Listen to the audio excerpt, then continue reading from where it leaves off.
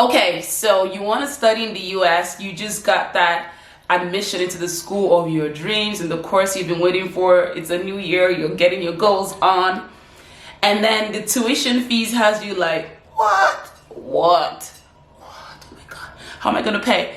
Don't worry, let's talk about how we can make that dream come true. Sit tight.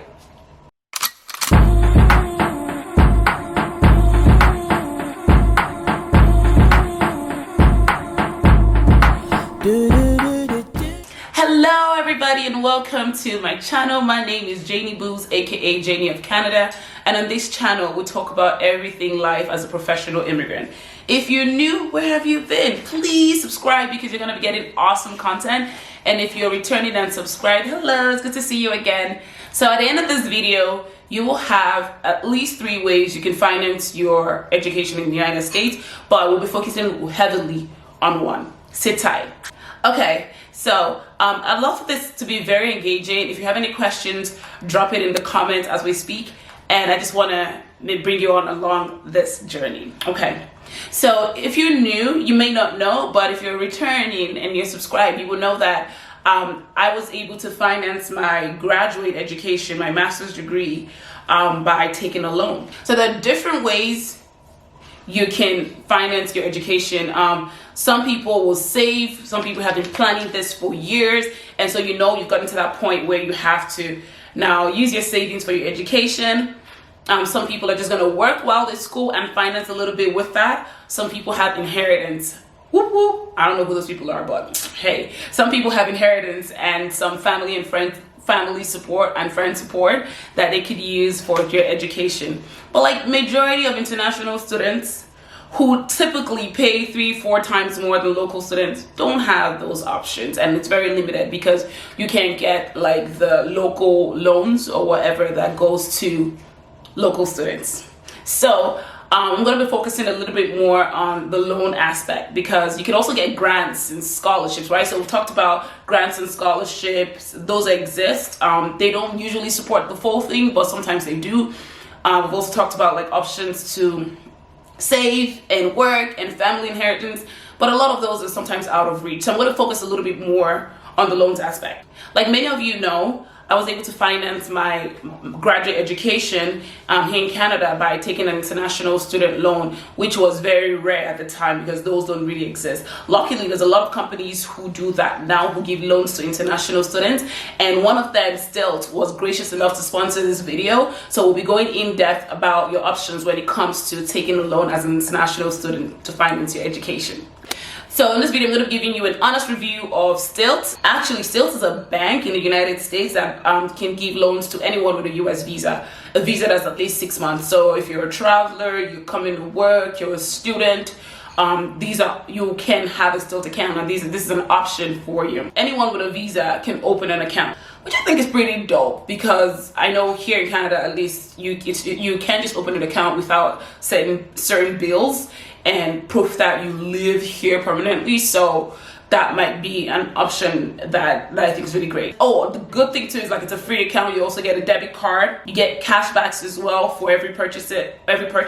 I think, okay, let's check that out. In Canada, I know you pay for accounts. Like you don't get free accounts. So I'm interested to see what this looks like. You have access to an ATM in over 25,000 places in like multiple countries. I'm like, this is pretty dope. And so if you open an account, which is completely free, by the way, you also get $25 initially. I'm like, why all this free stuff? But hey, if they're giving, I'm collected. And so I'll talk a little bit more about the account later on. But the really cool part for international students is that you can get a loan of up to $30,000 without any collateral or co-signer, which is a big deal because a lot of times international students don't have co-signers.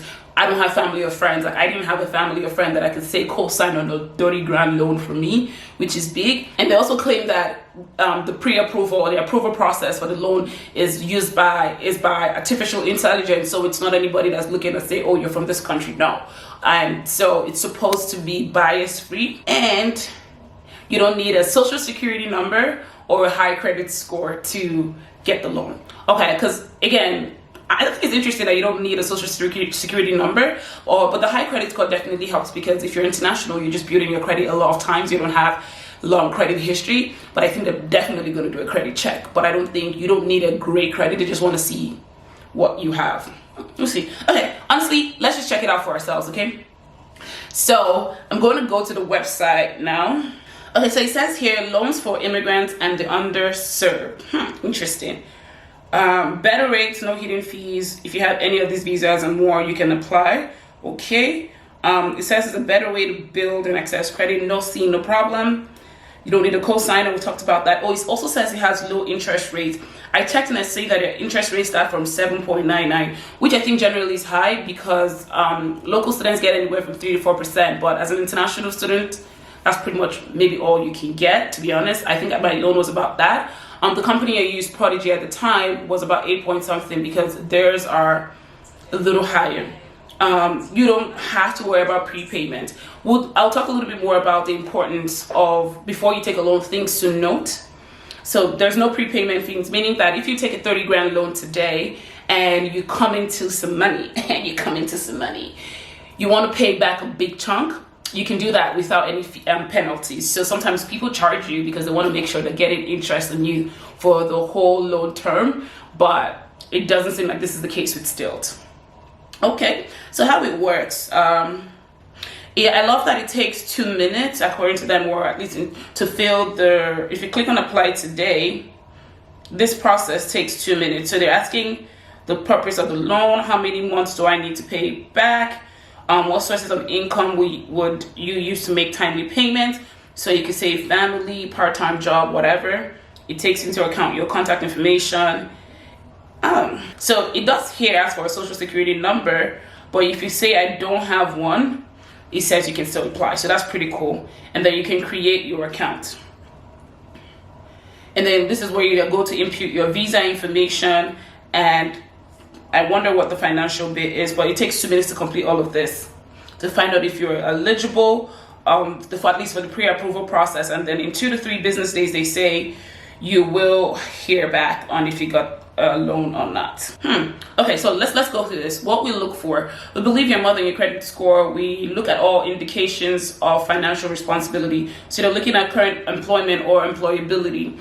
So that that part is really interesting, because if I don't have a job, I hope that you're true to your word in the sense that you will still give me a loan, because hey, I might be an international student. Education, so maybe they're looking at education level. Financial behavior, they'll definitely be doing that credit check. It might just be a soft pull and not one that would impact your credit score. And then obviously there's going to be defaults, collection of bankruptcies. They want to know that. Credit check and credit score. Okay, so they're doing a credit check then. So pretty much, if you have good financial behavior, you're most likely going to get this loan. But let's talk a little bit more about, I don't see a grace period. So the loan I used, I remember having a grace period for up until graduation before I had to start paying. So the grace period doesn't mean that interest won't accrue. I think with these loans, interest starts to accrue the second they disperse the money. Like if it's 7.9%, you're paying 7.9% on the principal. So if you pay half back, it's 7.9% on the remaining half. However, there is a period with the loan I had, there's a period while you're in school that you don't need to start paying back. So I don't see that with Stilt. So if you know what that rule is, like on a grace period, or if you have to start paying immediately, please let me know in the comments.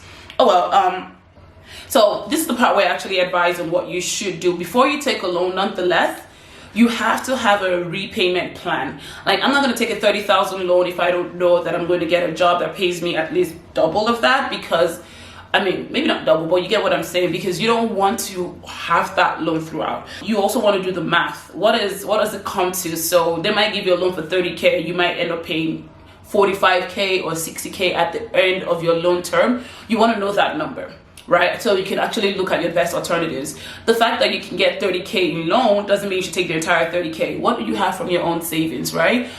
So those are the kind of things you should look out for when you take a loan. Another thing that's very important when you take a loan is you should never, ever miss the payment. Never, ever miss the payment. Like, obviously life happens, and if you do, you have to go through the implications of that, which means they're going to charge you a late fee. It'll also affect your credit. and if you don't pay that late fee in time, it just continues to mount. So honestly, I'll say if you don't have good financial behavior, think twice before you take a loan, especially one of this sort. So when I took my own loan, it took me less than 2 years to pay it back because I had a repayment plan, as well as I have factored in what other things I could do to pay you back. As an international student, you don't want that burden taken on you for too long. So always seek a second opinion sometimes before you take a big financial step like that. So with this, I hope you'll be able to learn a little bit more about the different ways you can finance your education. Either taking a grant, a scholarship, or a loan, as we have focused on in this video. If you have taken a loan before, let me know in the comments what your learnings from that was. If you're interested in learning more, I have a link in my description box if you want to open an account with Still Today, where you can open your account, get your $25, and if you refer a friend, you also get $25. So hey, let's get studying, let's get that money that we need for our education, and I wish you an awesome year ahead of time. Again, if you're new, please remember to subscribe. That is how this channel grows and I can continue to provide you with resources. And if you're returning, thank you so much for watching, and I'll see you on the next one. Have a blessed day, people.